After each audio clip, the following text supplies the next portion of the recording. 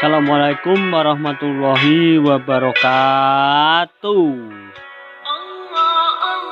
Alhamdulillahirrabbilalamin, kita berterima kasih kepada Allah Subhanahu wa Ta'ala karena kita diberi oleh Allah kesehatan, kesempatan bisa hidup, bisa bangun kembali pada pagi hari ini, aktivitas kembali dengan sehat.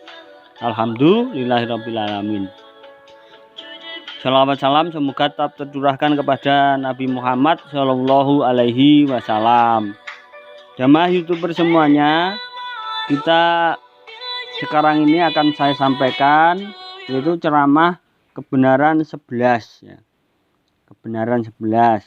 Kemarin saya jelaskan ceramah kebenaran 10 tentang kiamat sugro ya, kiamat sugro.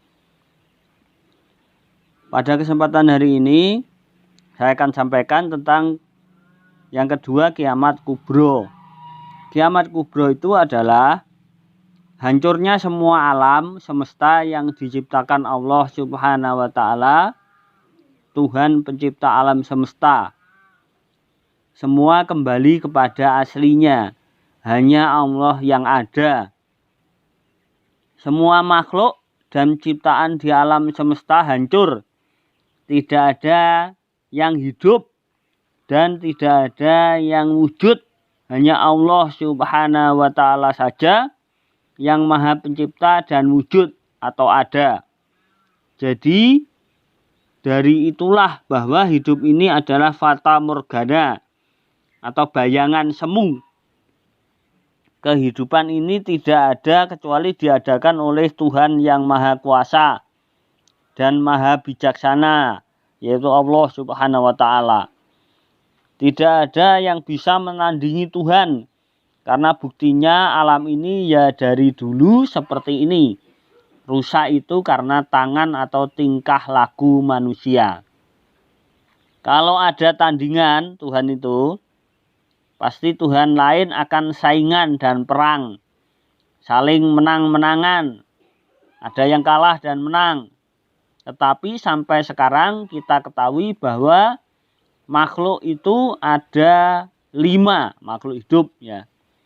Dia hidup itu tumbuh terus berkembang ya. Jadi makhluk itu ada 5 dari dulu sampai sekarang. Yang pertama yaitu malaikat. Pertama diciptakan oleh Allah yaitu malaikat. Kita ketahui malaikat itu di dalam ilmu yang kita ketahui ada 10. Tapi sebenarnya malaikat itu banyak sekali. Tapi fungsinya mereka malaikat ada 10 malaikat ya. Yaitu malaikat Jibril, Mikail, Israel, Israfil, Munkar Nakir, Rokib Atid, Ridwan Malik. Ya. Jadi ada 10. Kemudian yang kedua jin. Kita tahu jin musuh manusia karena jin itu musuhnya yang bernama iblis menggoda, mengganggu kita agar manusia rusak, hancur dan mengikuti mereka. Masuk neraka, miskin dunia dan miskin akhirat. Karena iblis itu sombong. Karena sombong tidak diterima dengan perintah Allah Subhanahu wa Ta'ala untuk tunduk patuh menyembah manusia. Tidak terima dia. Karena merasa bahwa iblis itu lebih mulia. Dia tidak terima perintah Allah itu. Maka mereka tidak ikut perintah Allah Subhanahu wa Ta'ala. Mereka sombong dan akhirnya keluar dan diusir oleh Allah dari surga. Yang ketiga, manusia.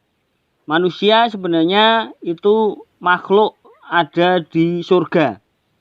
Tetapi karena manusia ini mengikuti bujuk rayu iblis, mendekati pohon kuldi, maka hidup di bumi manusia itu. karena melanggar larangan Allah Subhanahu wa taala dan diusir dari surga menuju atau turun ke bumi bersama keturunannya ada di bumi sampai kiamat nanti.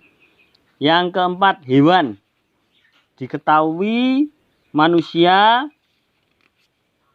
bahwa hewan itu diketahui manusia banyak sekali ya. Di mana pengetahuan hewan itu diketahui oleh manusia Nabi Adam ya. Setelah manusia itu diadakan oleh Allah ada di surga dan hidup. Ya, manusia itu hidup, hewan ada di surga. Di bumi juga ada hewan sebagai alat untuk kelancaran di bumi, juga untuk dimakan. Jadi manusia menggunakan fasilitas berupa hewan untuk tunggangan, yaitu kuda, unta, ya, sapi dan sebagainya. Untuk kelancaran membuat manusia bisa menanam padi dengan bantuan sapi, meluku atau mengolah tanah ya. Itu bantuannya sapi.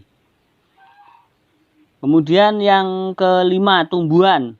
Tumbuhan adalah pelengkap bumi atau langit di surga sebagai sumber makanan manusia. Terutama di bumi juga sebagai alat untuk membantu bumi dalam membuat bumi tetap baik karena tumbuhan mengeluarkan oksigen untuk pernapasan manusia. Tanpa oksigen manusia akan mati ya. Jadi seperti itu, Allah itu tidak ada tandingan. Kalau ada tandingan pasti ada makhluk yang selain 5 tadi. Jamaah YouTuber ya. Kemudian mengapa kiamat itu ada? Bisa dilihat di dalam Al-Quran. Ada 12 yang saya sebutkan.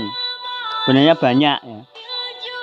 Di Al-Quran bisa dilihat Al-Quran surat yang kedua Al-Baqarah ayat 85, 113, 165,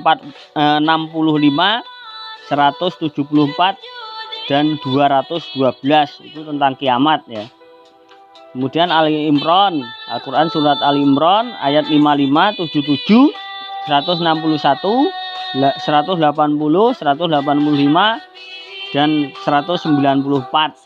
Al-Quran surat An-Nisa ayat 87, 109, 141, 159. Kemudian Al-Quran surat Al-Maidah ayat 14, 36 dan 64. Yang kelima, ini Al-Quran surat Al-An'am ya, surat yang ke-6 ayat 12, 15, 31, 40, 51. Ke-6, Al-Quran surat Al-A'raf itu Al-Quran surat yang ke-7 ya. Ayat 32, 51, 59, 167, 172 dan 187.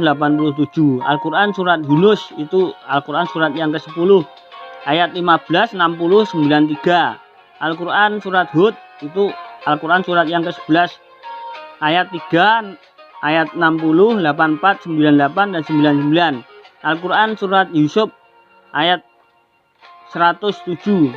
Al-Quran surat Ibrahim ayat 41. Al-Quran surat Al-Hijr ayat 35, 38, 85. Al-Quran surat An-Nahl ayat 25, 27, 77, 92 dan 124 ya.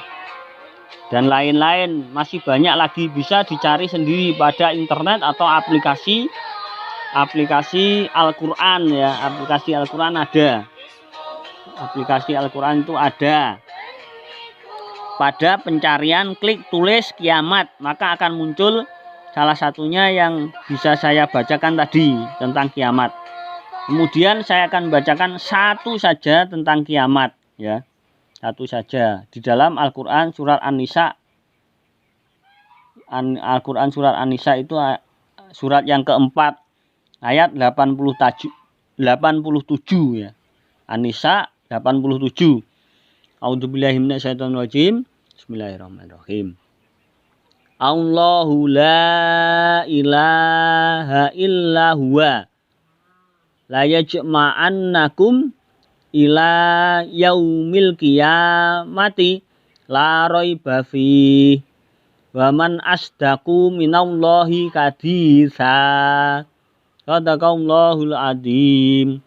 Yang artinya Allah tidak ada Tuhan selain Dia, Dia pasti akan mengumpulkan kamu pada hari kiamat yang tidak diragukan terjadinya. Siapakah yang lebih benar perkataannya daripada Allah? Jadi kiamat itu sebenarnya ada, jamaah YouTuber ya. Jadi judulnya kiamat ada dan tidak ada itu kiamat sebenarnya ada, nanti akan dihancurkan oleh Allah dengan trompet Israfil. Nanti akan hancur semuanya, terjadi kiamat dan kita akan menuju ke akhirat. Mungkin itu yang bisa saya sampaikan. Terima kasih. Bila taufiq wal hidayah. Wassalamualaikum warahmatullahi wabarakatuh.